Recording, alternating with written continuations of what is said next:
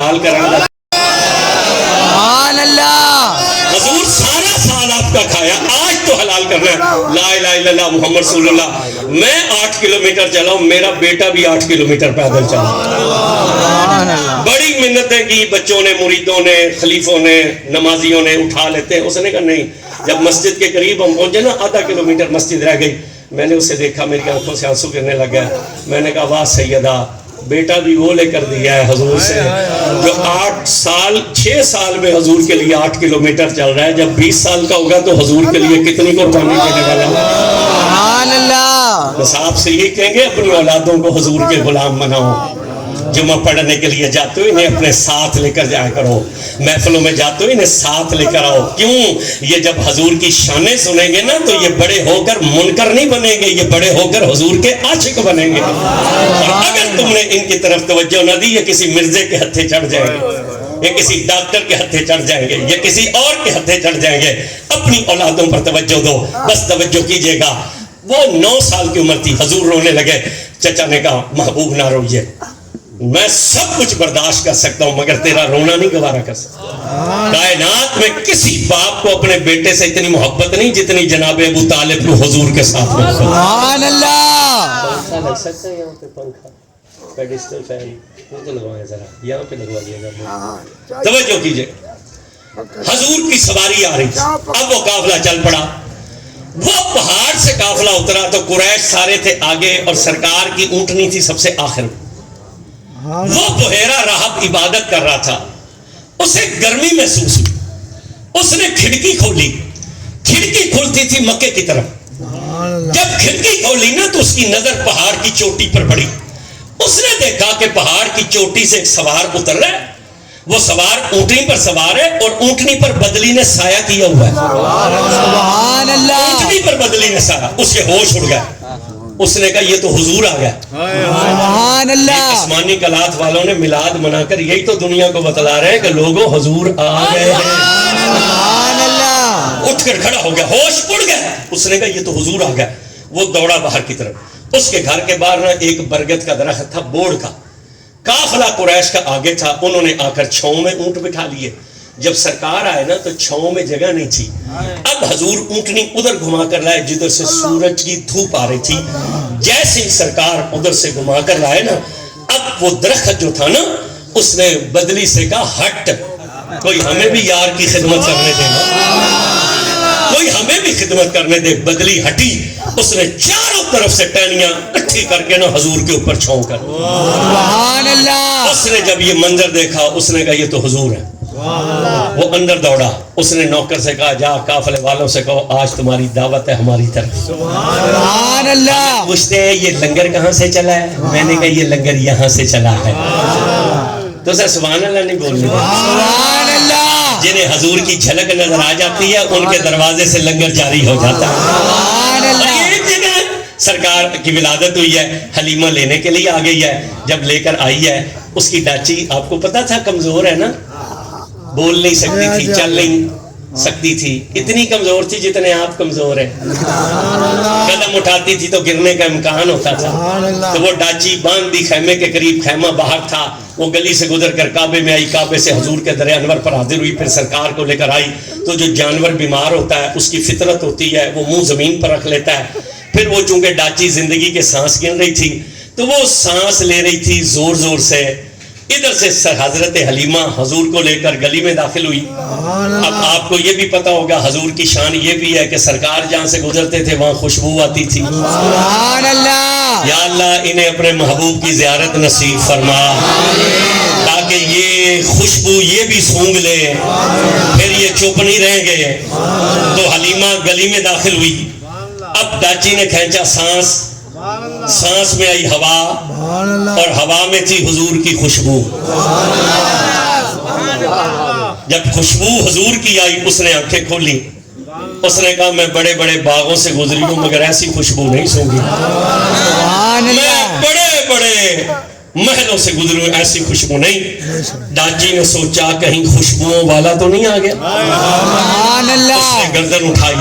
اور جب موڑ کر دیکھی نا حلیمہ سعدیہ کی گود میں تو ڈاچی نے حضور کو پہچان لیا. یہاں کہتے ہیں یہ بریلویوں کے پیر اور ان کے مولوی نا بات بڑی بڑھا چڑھا کر کرتے, بڑھا چڑھا کر نہیں کرتے. یہ حدیث ہے سیاست کی. حضور نے فرمایا سوائے کافر جن اور کافر انسان کے ہر کائنات کی مخلوق جانتی ہے کہ میں اللہ کا سچا رسول بن کر آیا. سبحان اللہ. اب ڈاچی کی نظر پڑی نا تو وہ اٹھ کر کھڑی ہو گئی. اس نے کہا حلیمہ مبارک, حلیمہ بولیے, حلیمہ اونچا بولیے نا, حلیمہ مبارک, حلیمہ مبارک, حلیمہ مبارک. بختوں والا لے آئیے, رحمتوں والا لے آئیے. تجھ سے لگے گا تو غریبی دور ہوگی, مجھ سے لگے گا تو کمزوری دور ہوگی. حلیمہ حضور کو لے آئی. وہ ڈاچی جو کمزور چل نہیں سکتی تھی, اس نے دودھ کیا دینا تھا, اس نے کبھی دودھ نہیں دیا تھا. مگر آپ تو شہری بندے ہیں, اگر آپ کا کسی گاؤں سے تعلق ہو تو آپ کو پھر پتہ ہوگا کہ یہ جو دودھ والے جانور ہوتے ہیں نا, جب ان کے دودھ کا وقت آ جائے تو یہ بولتے ہیں.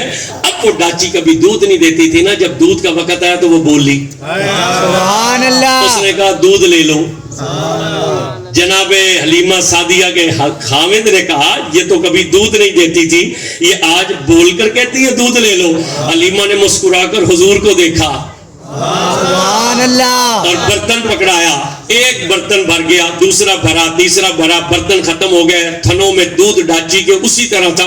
حلیمہ کہتی ہے زندگی کی پہلی شب تھی, میں نے بھی پیٹ بھر کر دودھ پیا, میرے خامد نے بھی پیٹ بھر کر دودھ پیا, میرے بیٹے نے بھی پیٹ بھر کر دودھ دیا. ہمیں کہتے ہیں لنگر کہاں سے چلا ہے, میں نے کہا جہاں حضور تشریف لے آتے ہیں وہاں لنگر جاری ہو جاتے ہیں. سبحان اللہ. جہاں حضور کی جلوہ گری ہوتی ہے. اب اس نے نوکروں سے کہا جاؤ انہیں کہو آج دعوت ہے. وہ آئے, انہوں نے کہا دعوت ہے تمہاری.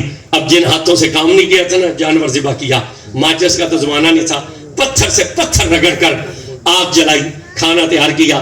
کھانا تیار کر کے بس یہی رکھ دے, یہی رکھ دے, کھانا تیار کر کے نا, اچھا چلے اس طرف رکھ دے, جہاں وہ ڈبہ سے پڑا باہر ہے. آپ میری طرف توجہ رکھیں. جب کھانا تیار ہو گیا نوکروں سے کہا جاؤ انہیں کہو کھانا تیار ہے آ جاؤ. اب نوکر گیا نا جب ان کے پاس کہ کھانا تیار ہے آ جاؤ. اب انہوں نے آپس میں مشورہ کیا کہ سامان یہاں چھوڑ کر جائیں تو پیچھے کوئی سامان نہ چوری کر لے, تو کیوں نہ ایسا کریں کہ کسی ایک کو پیچھے چھوڑ دیں, خود کھانا کھا کے لیں گے, واپسی پر ان کا لے آئیں گے. آپ ادھر توجہ رکھیں, وہ لگا لیں گے. یہ اتنا بڑا کام نہیں ہے کہ جو آپ کی توجہ ادھر ہو رہی ہے, توجہ کریں توجہ. انہوں نے یہ مشورہ کیا. اب قریش نے فیصلہ کیا کیا کہ سرکار کو سامان کے پاس چھوڑ دیتے ہیں, خود دعوت کے لیے چلے جاتے ہیں. سرکار کو سامان کے پاس چھوڑا. اب وہ آ گئے, اب وہ کھانا لے کر بیٹھا تھا. جب وہ آئے نا تو اس نے نظر ڈالی تو حضور نہیں تھے. اس نے پوچھا کدھر, بس نیچے رکھ دیں, کدھر. انہوں نے کہا تو نے نہیں بلایا. اس نے کہا بلایا تو ہے مگر جن کی وجہ سے بلایا وہ کدھر ہے. سبحان اللہ. جن کی وجہ سے بلایا وہ کدھر ہے. تم تو یہاں پہلے بھی آتے رہے ہو, تمہارے ساتھ تو ہم نے کبھی سلام بھی نہیں لیا تھا, تمہیں تو نہیں بلایا, انہیں لے کے آؤ جن کی وجہ سے بلایا ہے تمہیں. لائے سرکار کو, پہلے سرکار کو کھانا پیش کیا, پھر پورے قافلے کو کھانا پیش کیا. جب وہ کھانا کھا چکے نا, اب اس نے حضرت ابو طالب سے کہا میں دو چیزیں دیکھنا چاہتا ہوں. حضور نے کہا چچا شرمگاہ نہیں دیکھنے دیں گے. اس نے کہا نہیں شرمگاہ نہیں دیکھوں گا. اس نے سرکار کے دونوں کندھوں کے درمیان مہر نبوت دیکھی اور ہتھیلیاں دیکھیں, پھر پاؤں کے تلوے دیکھے, پھر وہ اٹھ کر کھڑا ہوا. پھر اس نے کہا یا اہل القریش ھذا رسول رب العالمین, ھذا رحمت للعالمین, یہ رب العالمین کا رسول ہے, یہ کائنات کے لیے رحمت ہے. تو قریش کے بڑے بوڑھوں نے ناک چڑھا کر کہا کہ تجھے کیسے پتا ہے یہ رسول رب العالمین ہے, تو نے کیسے جانا یہ رحمت للعالمین ہے. اس نے کہا سنو, جب ان کی سواری پہاڑی سے اتر رہی تھی نا تو میں نے دیکھا ہر درخت اور ہر پتھر انہیں جھک کر سلام بھی کر رہا تھا, ان پر درود بھی پڑھ رہا تھا. درخت اور پتھر سوائے نبی کے کسی کو سلام نہیں کرتے.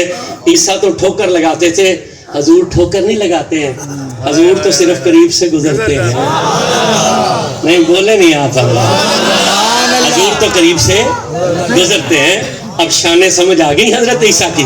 کتنی شانیں تھی؟ 5. بولیے گا ذرا. مٹی کا پرندہ بناتے تھے, پھونک مارتے تھے زندہ ہو کر اڑتا تھا. یہ ایک جب محفل سجتی تھی بتلاتے تھے کھا کر کے آئے ہو بچا کر کے آئے ہو. 2 حضرت عیسیٰ کوڑ کے مریض کو ہاتھ لگاتے بس ٹھیک چل رہا ہے بس نہ کریں بس چھوڑ دیں, ہاتھ لگاتے وہ تندرست ہوتا. 4تھی شان کیا تھی؟ اندھے کی آنکھوں پر ہاتھ رکھتے آنکھیں روشن ہو جاتی. 5ویں شان کیا تھی؟ ٹھوکر لگاتے مردہ اٹھ کر کھڑا ہو جاتا. جیسے اللہ نے اتنی شانیں دی, نہ چھیڑے نا بس اتنی کافی ہے, پسینہ ہے نا پھر بخار ہو جائے گا.